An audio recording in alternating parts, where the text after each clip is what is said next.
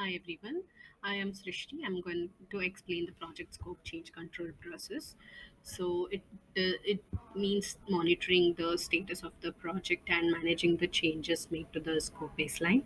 Initially, it is important to measure the project's performance to see if the things are going as planned according to the scope which was defined previously, and then if there are any gaps between the requirements and deliverables in the project, then it is important to decide if any correction or any preventive action should be taken.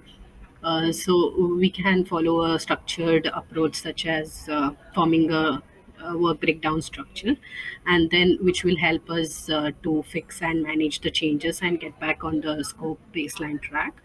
Finally, it is important to evaluate the impact of the change, which will help the change control board to assess the change requests later. And the output of the scope change control process would be change requests. But before that, to control scope, there are two prerequisites. One is that the scope must be defined clearly. This is because we can measure the scope performance based on the initially determined scope precisely, and then the work must be completed so that we can check the results of the delivered work against the scope baseline.